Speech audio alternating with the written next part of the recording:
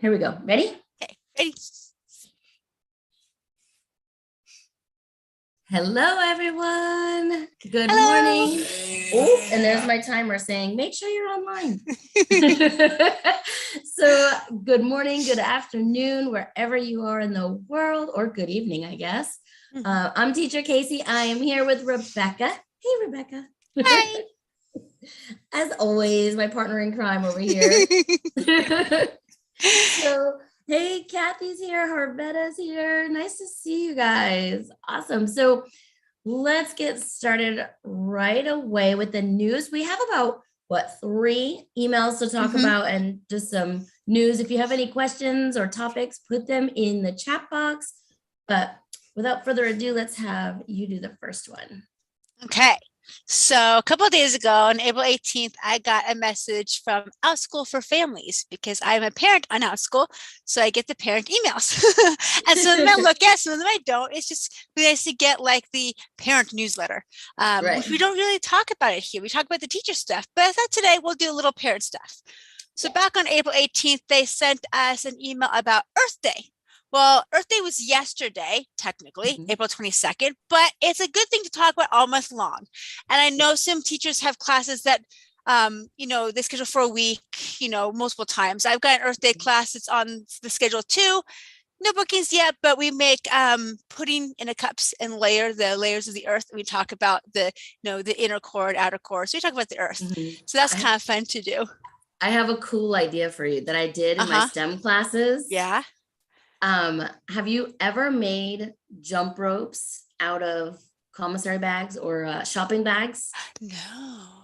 Yeah, I did a class on this. I actually put it up on Outschool and had a lot of interest in it, but it's like a lot of work. And the more I thought about it, they would have to have a lot of help from parents to be successful making it. Because I had parent volunteers come in and we had 40 kids make these jump ropes. They were so much fun. We used all recycled materials but I'll have to send it to you. I'll have to send it to whoever wants it. An older group of kids. It's kind of like, knitting online. It's a little bit harder to do, not impossible, but just a little bit harder to do, to do some of those, fine motor skill things. But that sounds like fun. It is. It's awesome. Yeah. Maybe I'll just make a pre-recorded video of it. That's true. People can watch it like Flex Style or on YouTube or something. Yeah. So did anybody else have any Earth Day classes? Yeah. I did Earth Day with Pout Pout Fish. So I did a story time and recycling thing for that one. So fun. Yeah. So the email talks about, how Earth Day is, coming up, and it has a list of some recommended classes for people. If you click on the link, you can get more classes. And you could also just go to outschool.com and search classes, go Earth Day, because, it's a good keyword. So if you're a teacher who wants to book for Earth Day, put Earth Day somewhere in your title. Make it obvious. And you can do it for the whole month of April if you want to. Yeah. I just resurrected one from last year. So because it's not a new class, it wasn't sent out to the parents. It's just kind of like there and hidden. But I've been so busy lately. I haven't been able to make any new classes, but it's there. So that was that email. That one's done because it's all about Earth Day. Yeah, I know that was a fast one. I'm like, here, check out these classes. Done. Okay. So let's start with the easy one first, Yeah. The next one came out Wednesday, April 20th. So just a couple of days ago. And this is the Learner News. This one has a lot of different little articles. I'm just going to run through them really quickly. I don't know if I need to share my screen for this one. I'll just kind of run through them. Whatever you want to do. You are the co-host, so whatever is best for you. Okay, I might share a few if it looks interesting. So one is the Zero Waste Art Contest. It says, does artists love nature? Encourage them to enter Outschool's Zero Waste Art Contest for an opportunity to showcase the art on eco-friendly water bottles and win a $100 Visa gift card. So there's a place to learn more. I'm sure it talks about like how to enter it and what to do. And I'm thinking zero waste is, how to use recyclable materials to, make something. They do these contests all the time, different kinds of contests. So if you got a learner who loves to do these things, go ahead, enter it. I think it's great. You can get featured on Facebook and win stuff. And then they have an author series. So I think once a month they bring in a famous author to talk about their stuff. And this month is, I'm going to butcher her name. I'm really sorry. It's like Yukabeth Adhiamambo.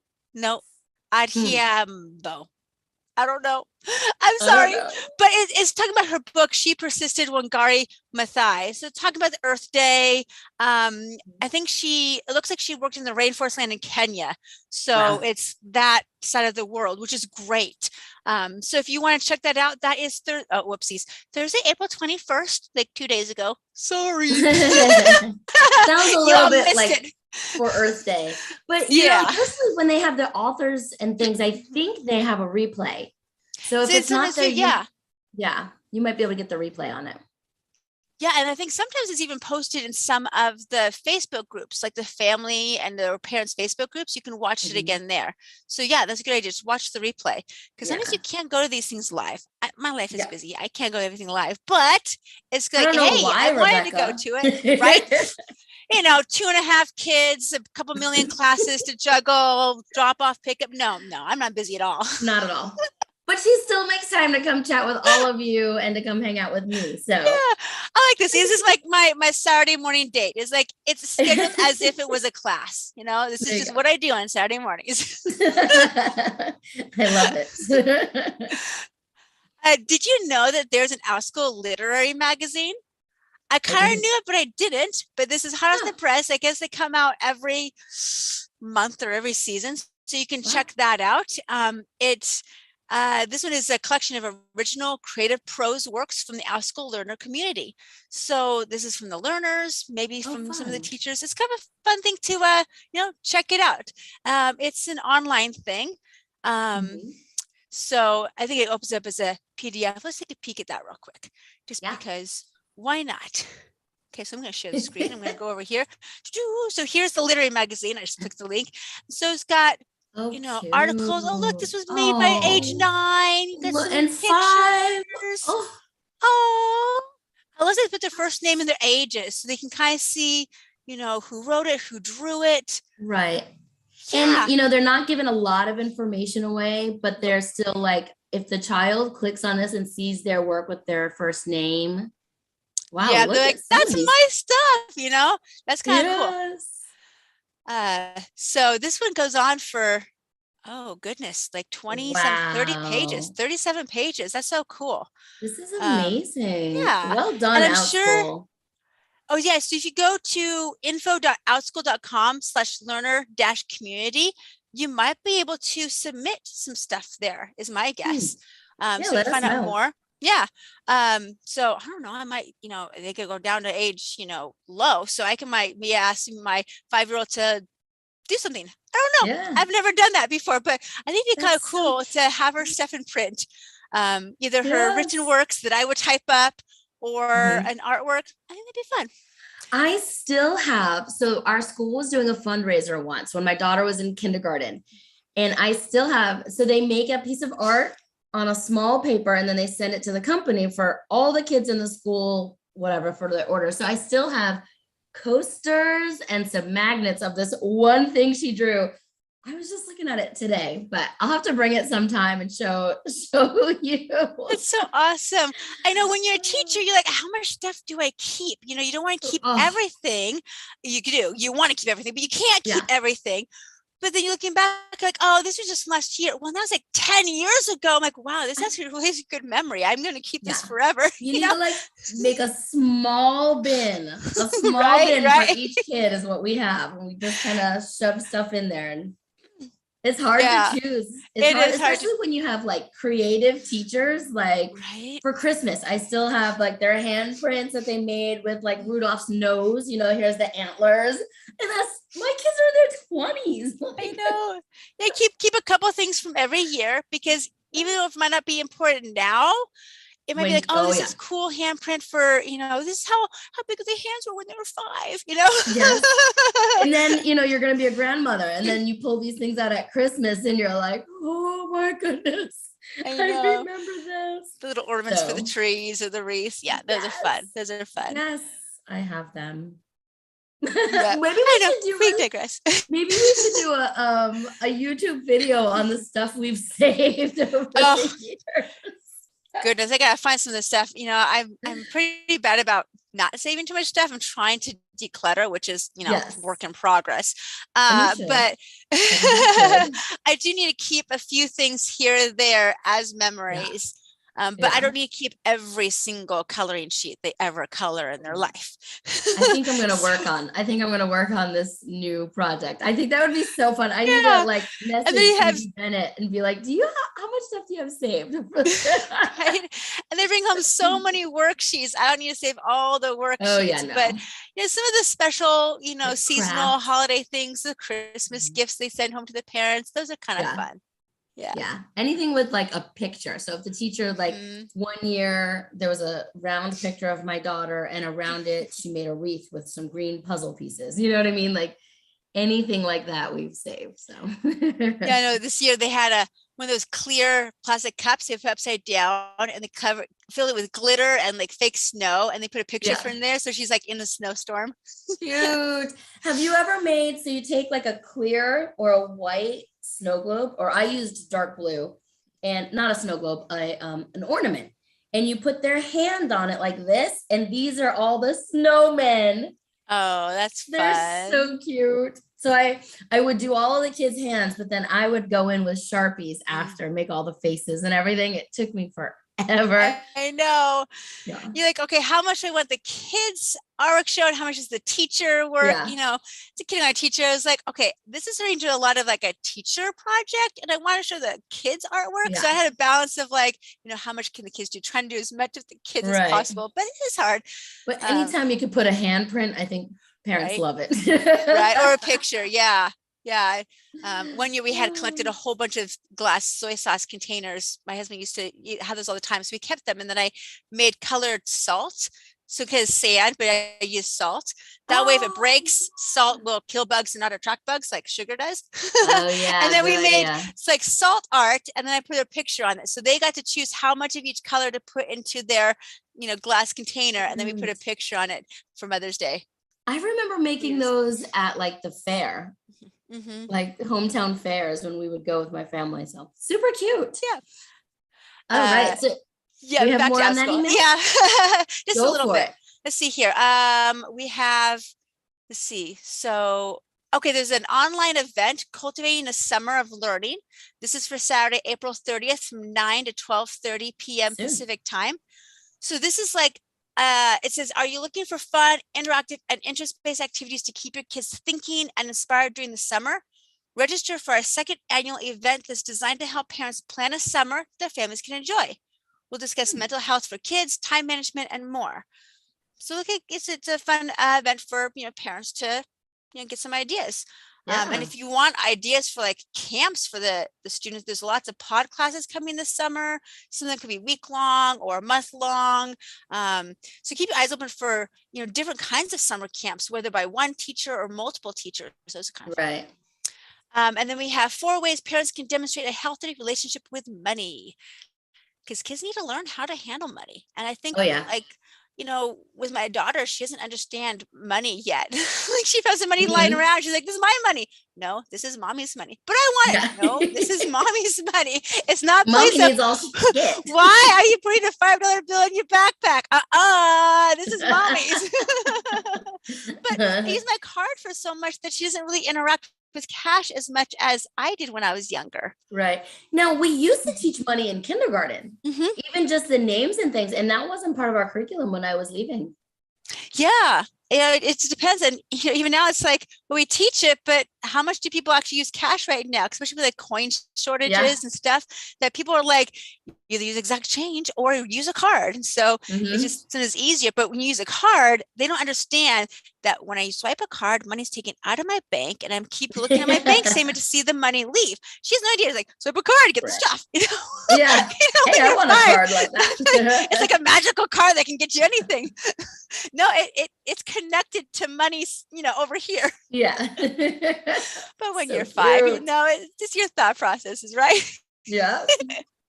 I think the last thing is the Outschool news about notifications. We talked about this a little bit last week that when you're in the learner account now, you do have a little bell with a notification, so you can see when a teacher messages the classroom or messages the learner, because otherwise it was all on the parents' responsibility to get those emails, to know what's going on.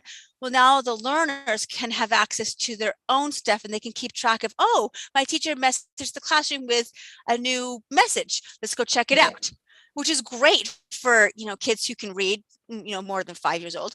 But, this goes up to ages 18. So there's a lot of kids who are very independent with their learner account, so they can see that. I think that's a really good addition. So that's it from my email. If they see the bell, though, they can come and tell mom or dad if they can't read, Right. They're right. Yeah. I don't really let my daughter go into her learner account without me. I just kind of like, click to learn enter classroom, click, okay, enjoy, bye. Yeah. So I get her to Zoom and then I say goodbye. But when you're old enough, you can, kind of search for your own classes. You can save classes. There's a way to make a, what's it called? So the parents can add money. Yeah, it's like the wallet. So they have like $20 to play with. And then the student can then sign up for any class they want using their parents, $20 or less. That gives the students more, independence with their classes. They don't have to rely on mom or, accidentally, use their card information or something. Right. So this is a good way for the kids to kind of have their own account, but yet it's always supervised by a parent. The parent can always go into learner account, easy peasy, to see what's going on over there. Right. Awesome. All right. So I'm going to take a quick look at a different email. And my email that I'm talking about today was about marketplace insights and paid ads. Are they worth it? So whether you're watching the replay or you are here live, what do you guys think? Would you pay for ads for your Outschool classes? Rebecca? I have not paid for any ads. I rely on Outschool to show my ads on Facebook. I interact with other people's ads. I like them, comment them when I can, so they can keep popping up every once in a while. I like it when people comment when they see my ads from Outschool. I'll share it to my personal page every once in a while, say, hey, this is what's going on in my class. I don't want to be like, everything's Outschool related. I have a lot of kids stuff on there and stuff, but every once in a while, like, hey, look what I made in my science class today. Isn't this cool? Come check it out. Every once in a while. But I haven't paid for any official ads yet. Yeah. So you really have to think about the return on investment, right? If you're going to try them, I would say start small and try it once or twice and see if you get a good ROI or return on investment.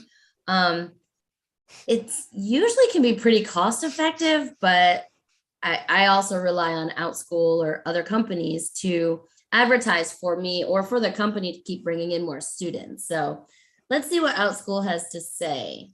It says, should you invest in paid advertising? Here's the deal. Rarely is marketing a set it and forget it process, and deciding to work toward growing your following on Outschool is a real and exciting commitment. To put your best foot forward and set yourself up to make, not waste money in the long term, ask yourself. So here are the questions I want you to ask yourself. Am I ready to put time and energy toward creating, monitoring, and improving paid digital advertisements? Can I afford to lose the money I'm investing if a campaign doesn't perform as I expect to? Have I researched my target audience and established realistic goals for my teaching business that will guide a successful digital marketing campaign? So it says, if you answered no to any of the above questions, you might want to consider another marketing channel or build up your brand's foundation. So basically, if you answered yes to those questions, then paid advertisement might be good for you. But if you said no to any of them, then it's not for you. So, and then it just gives you an idea on pros and cons of doing it and things like that.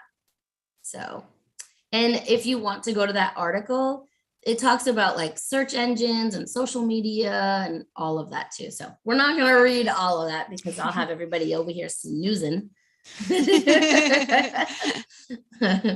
But I did think those 3 questions were interesting and worth the read. So yeah, I've just started like paying for myself, like advertising for myself, I would pay for, but I think Outschool does a really good job of bringing in new students and advertising. There's other companies out there that are not so good at it.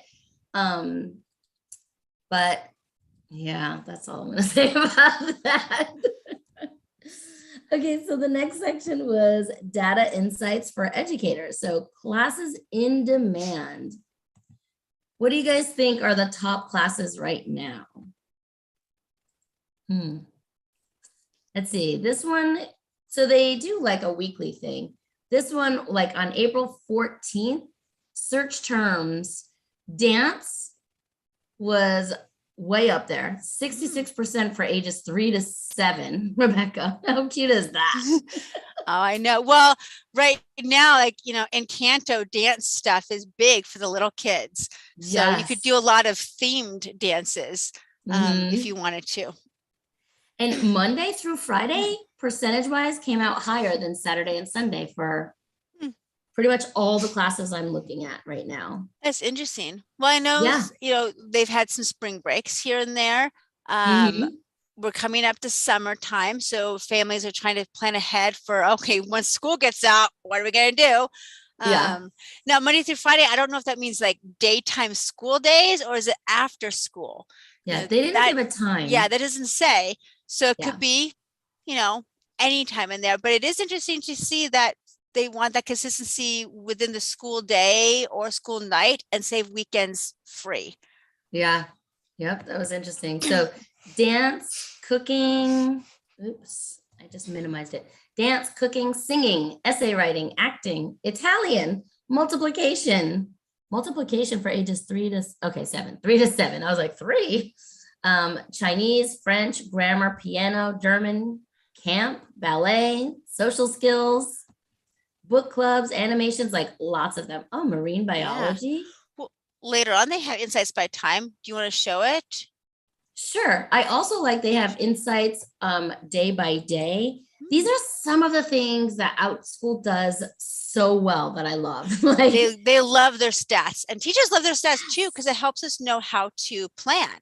Yes, their communication, their stats. And I know it changes every week, but it gives you an idea of like, wow, okay, if 98% of teachers want, kids want multiplication, maybe let's do something in there, that's a big thing. Oh, if only 10% want dance, Right.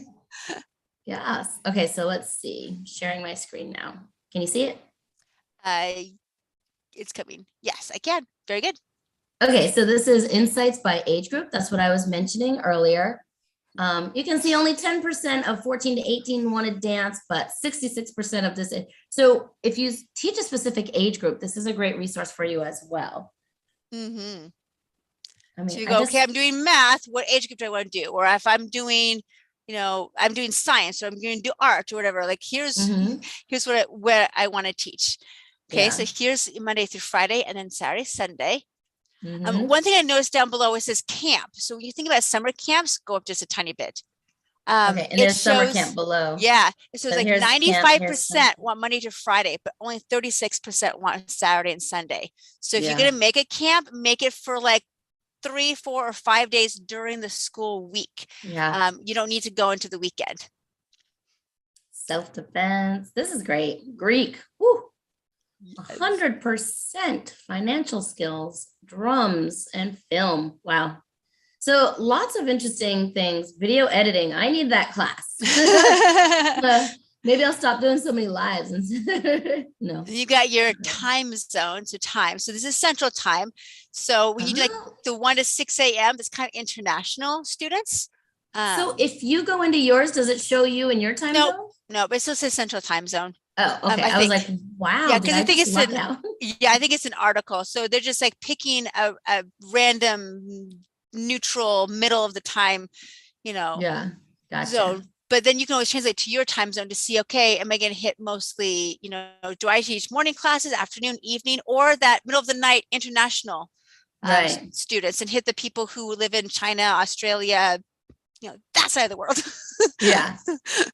I think we did talk about the international insights last time, but you can go in and click on it. It also shows you the exact same things we were talking about, but learners outside of the US and Canada. So specifically Cooking, grammar, creative writing, those all made the list again. And ESL is on the list now. ESL for 3 to 7 years old and 8 to 10. Students 11 and above had 0% searching for ESL. Yeah. Now that one, it still has the central time zone. So just, move it to your time zone, but you can see, ESL, 75% of them want to have that 1 a.m. to 7 a.m. time zone in central, because that's when they're awake, or that's kind of going to bed for them. But a lot of them want that 1 p.m. to 7, or that 7 p.m. to 1 a.m. So they want to have our late afternoon evenings, which is their mornings. So when they're first alert and stuff, Yeah. The next part of the email was like, what classes are popular with learners this week? Again, it's just more stats and things. So art, coding, and tech, it'll give you the times, it'll give you the popular ages. And that's a little bit more shorter and straight to the point on that one. So guys, I would say get into some of your emails. You find out some interesting things with Outschool. They do send a lot of emails, but some of it's really good. And then some of it you can skip over. Like I mentioned, we did the international insights last week. So you don't have to look at them all the time, but search the emails for something new every week, or just keep coming back to us every week. And they just have great information.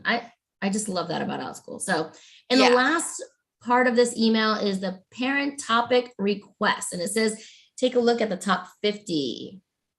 Yep. And they have it categorized. They have like arts and then world languages. They have them grouped, which I think is really cool. Makes it easy to read. Then last year was just all big jumble. You're like looking for something that, kind of fits. Here you go. I'm a science teacher. Let's look at the science. Or I'm a language teacher. Let's look at the language section. So that would be this one. Yeah. So arts, world languages. So they put it all out there. And I will say that sometimes I'll come and see what's needed, or what people are searching for. One thing that got my note is up in that science section. Look at that first one. Stages of pregnancy for siblings. Hey, my daughter needs that. Yes. Because I'm pregnant, and my 5-year-old is super excited, but she wasn't like, how big is the baby now? How big is the baby now? I'm 24 weeks. And so now the baby's kind of like pretty much fully developed. It's just getting bigger now. Right. At some point, your 20-week ultrasound, they can see everything. So after that, it just becomes, bigger and bigger and just grows. But my 2.5-year-old is trying to, understand, and we were looking at some books together. But that'd be a fun one. And you just have to be careful with how you teach it, because it is science and anatomy and stuff, but there's ways to teach it for little ones. Yeah. Looney Tunes character drawing. So these could be great ideas for some of you that are looking for ideas. They're telling you what kids are looking for here, and if you're one of the first ones to come up with some of these, then hey. Yep. And what I do is, if I have an idea for a class, I will go to Outschool and I will search as a parent, and I'll put in the keywords to see how many classes are out there right now. If there's already 50 classes on Looney Tune drawings, I'll be like, no, already taken. If there's 3 teachers on Looney Tune drawings, I'm like, great, I'll do it, because I'll probably do different times than they have it. So it's not as much competition. It's not going to hurt them. It's not going to hurt me. You don't have to be the only one doing it. There can be a couple other people, but you don't want to have it oversaturated. Yeah. And you also don't want to copy somebody else's ideas. So So just do it for some stats. But I try not to look too much at the descriptions, because I don't want to copy and paste and stuff. But I get ideas, get inspiration, and see how many people are teaching this. You might find that 3 people are actively teaching it, but 10 people have it in their profile, but they're not actively. So those don't really count, because they're not actually listing times. So you can just look at the people who are actively. Right. Man, I'm just getting to the chat box. Sorry, guys. Kathy said she's not paying for ads, but she thought it was a good idea to help promote others' posts on Facebook. Like you said, you click on them and things like that. It's easy to go and then move on. Yeah, just something quick, and it helps the teacher too. And Harvetta said she hasn't paid for ads either. Good to know. Do you remember one of the first things that we talked about when we were all starting Outschool? Well, you guys started ahead of me, but we were all talking about it remember the teacher making like buku bucks off like talking about farting and teaching about why people and animals fart. And I just remembered, wow, you can really teach whatever you want, but that teacher made some money. Right. Like, Well, we were gifted some free Outschool money. So I'm like, okay, what classes are things that I don't normally sign my kid up to because they're too expensive? So she took a whole class on poop and she loved it. So now she knows all about the digestive system and poop. And that teacher was fantastic. I'm like, I got to go teach a class right now, but I kind of want to just sit and like listen in off to the side because this is fun. It's very interesting. And she made it fun for like 5-year-olds talking about poop. And then my daughter was talking to my husband the other day about poop. And he's like, why is she talking about poop? I signed up for a class. Why? Because I think it's important to talk about, It's like, can we not talk about that? It's fine. This is when your mom's a teacher. Right. When your mom's a teacher, you get a class on poop. Right, yeah.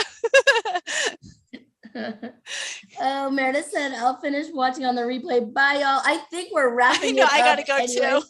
So thank you all so much for coming. Rebecca, thank you again. As You're always, welcome. Guys, check out her channel, Rebecca F. And I also put her Outschool links below. So join her. See you next time. Bye. Bye, everyone.